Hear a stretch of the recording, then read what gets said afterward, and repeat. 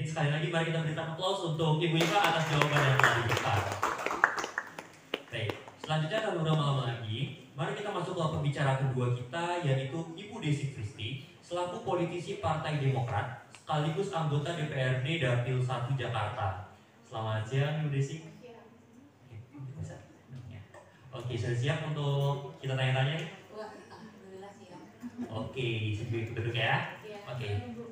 Mungkin Ibu Desi untuk pertanyaannya, karena peserta juga sudah terlihat siap untuk mendengarkan jawaban dari Ibu Desi, saya izin menanyakan, apa bisa diceritakan pengalaman legislatif Ibu sebagai politisi perempuan dan bagaimana cara Ibu untuk mengadvokasikan kelompok minoritas? Kalau untuk menceritakan pengalaman saya mungkin dari 2008 kayaknya usia kenal ya. Iya. Oh iya, saya juga ingin mengatakan waktunya 10 hingga 15 menit. Oke, siap. Benar. Terima kasih, Bu. Terima kasih Mas Fadlan. Baik, saya mungkin akan mulainya saya nggak tahu ya, mungkin dari 2008 atau pada saat yang 2024, kayak lebih ke 2024 ya. Kalau untuk 2024 itu kebetulan memang kita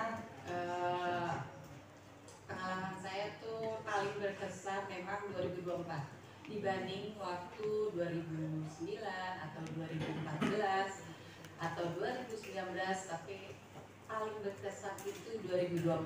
Mungkin rata-rata sudah masyarakat atau pemilih kita itu sudah melek mata ya, melek dengan pemilu, melek juga yang tadi Bu Iva bilang juga bahwa masyarakat sudah mengetahui pemilu itu apa, ya kan.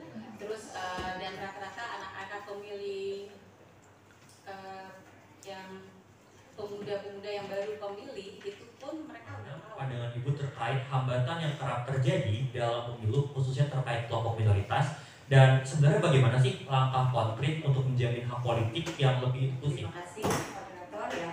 Pemilu 2024 tentunya menjadi momentum penting untuk melihat sejauh mana inklusivitas demokrasi Indonesia. Ya, pada hakikatnya tetap kita lihat bahwa kita masih kurang inklusivitas ya. Karena mungkin kita bisa saling diskusi ya, teman-teman di sini, adik-adik, mungkin ada mbak, ada kakak. Apa sih yang dimaksud dengan inklusivitas itu? Bisa ada yang jawab? Kira-kira? Ya, oke. Siapa? Rafif, Bu. Oke, Rafif dari Oke. Ya, bisa mungkin diskusi ya. Apa sih yang dimaksud inklusivitas dalam demokrasi di Indonesia? Menurut saya itu yaitu adalah semua stakeholder atau semua pemegang kepentingan atau semua yang merasakan ya alias warga Indonesia turut terlibat di satu cara atau cara yang lain, Bu.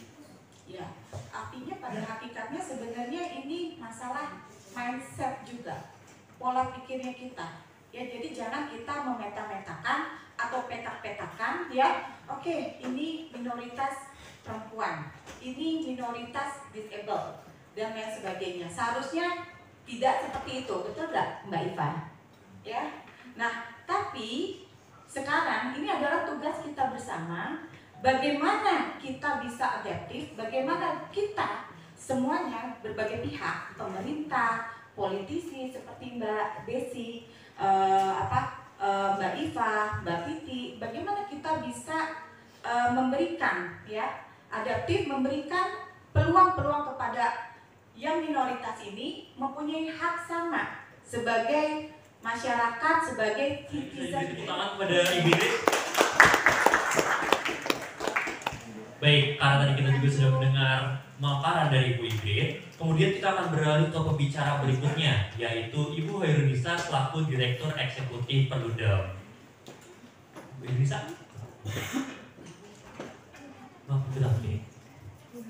Baik, sudah siap Ibu Hairunisa? Siap, Mas. Baik, mungkin untuk Ibu Hairunisa, pertanyaan yang akan saya tanyakan adalah mengenai fokus Perludem terkait upaya memperjuangkan hak politik kelompok minoritas dalam pemilu, dan apakah bisa dipaparkan terkait evaluasi pemilu tahun 2024 terkait perwujudan pemilu yang lebih inklusif bagi kelompok minoritas itu? Ya, terima kasih Mas Alex. Assalamualaikum warahmatullahi wabarakatuh. Selamat siang teman-teman semuanya, mudah-mudahan kabarnya baik. Saya langsung menjawab pertanyaannya Mas Alex.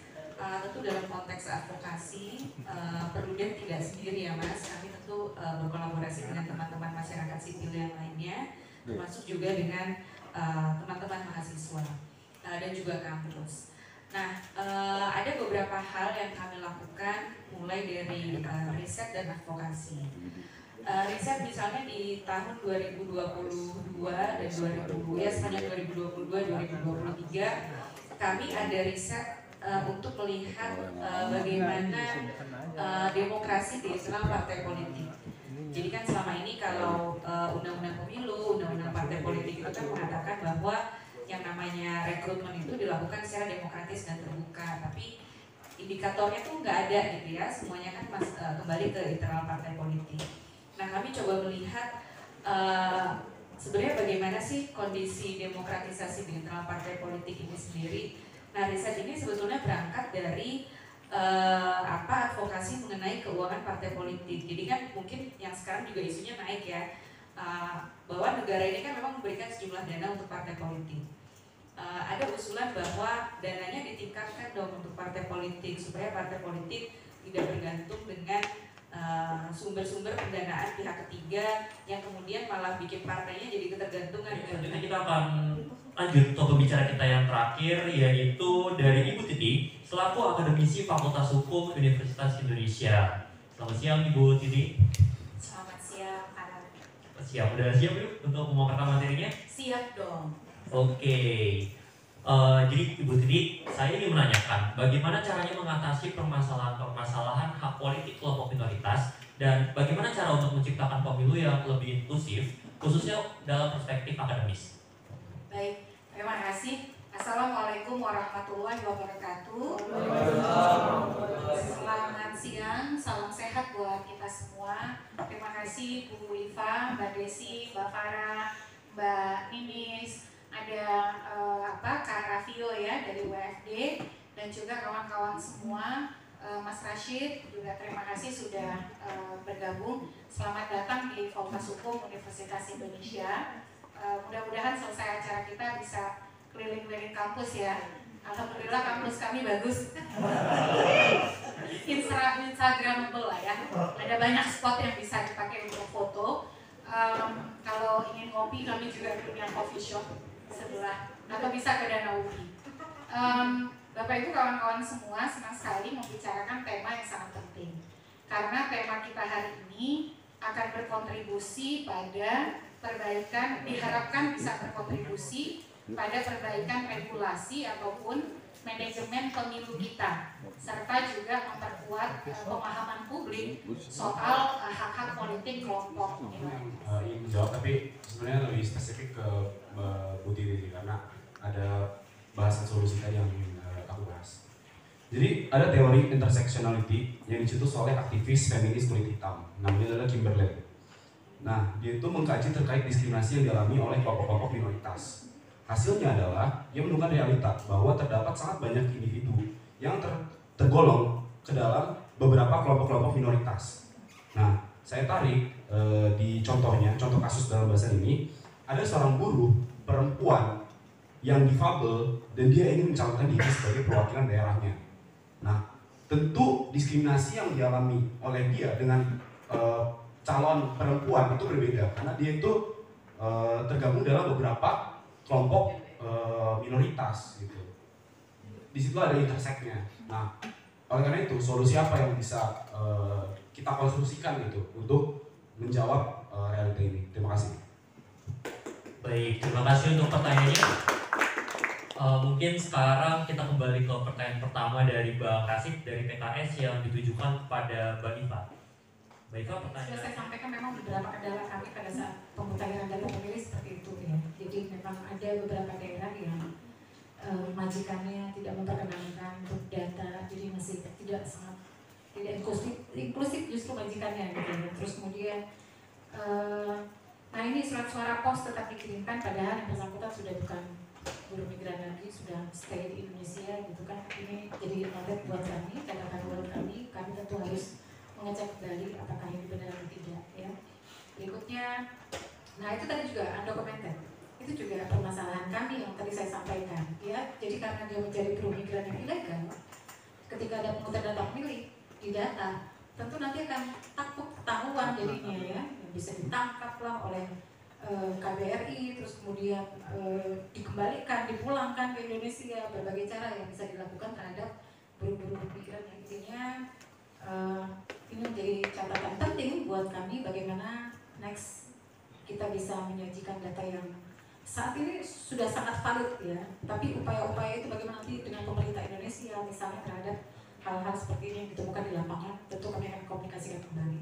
Terus kemudian begitu Indonesia antri panjang kayak gitu ya, sudah di Indonesia memang ada status pemilih itu bisa menggunakan KTP elektronik ketika dia tidak terdata di data DPT kita menggunakan KTP elektronik pada pukul 12 hingga pukul 13.00. Itu juga dengan memperhatikan ketersediaan surat suara, gitu ya. Kalau misalnya di TPS di mana yang bersangkutan terdaftar menjadi DPK di alamat TPS-nya, maka kalau tidak tersedia dia bisa menggunakan hak pilih di TPS terdekat. Jadi berbagai cara, berbagai upaya kita lakukan agar yang bersangkutan bisa terfasilitasi hak pilihnya. Bahkan ketika di TPS tersebut tidak tersedia surat suaranya, masih kita bisa arahkan ke TPS terdekat seperti itu. Jadi saya rasa upaya-upaya yang dilakukan KPU sudah sangat-sangat maksimal di pemilu 2024 yang lalu. Kalau dari sisi jumlah, kalau kita hanya melihatnya dari sisi jumlah saja dan kita mendefinisikan minoritas itu dari sisi jumlah, ya nggak minoritas. Tapi kalau misalnya kita melihat perempuan, teman-teman muda, masyarakat adat, disabilitas, kelompok migran atau kelompok-kelompok yang lainnya, apakah sudah terrepresentasi belum? Jawabannya ya belum. Nah, untuk bisa terrepresentasi kan perlu hadir tuh di legislatif, di eksekutif. Nah, tadi ada pertanyaan, untuk bisa hadir itu bagaimana caranya? Ya aksesnya harus dibuka. Nah, sekarang begini, laki-laki dan perempuan itu ibaratnya lomba lari, startnya udah nggak sama. Tadi Mbak Ingrid sudah panjang lebar menyampaikan. Jadi ibaratnya mau lomba lari ya, mungkin kalau yang laki-laki mau lari langsung bisa lari. Tapi misalnya yang perempuan dia mau lari, di belakangnya ini kan banyak nih urusan rumah, panci lah, anaknya gitu ya. Jangan-jangan mau jalan aja susah, ibaratnya gitu ya. Mau jalan aja susah, ini disuruh lomba lari. Nah, startnya sudah tidak sama, makanya perlu yang ada namanya afirmasi tadi. Lalu kemudian tadi ada pertanyaan, atau misalnya ada statement gitu ya, ya perempuannya juga nggak milih masuk ke politik gitu, misalnya sedikit yang masuk ke politik. Kan kita perlu bertanya lagi, kenapa dia nggak mau masuk ke politik?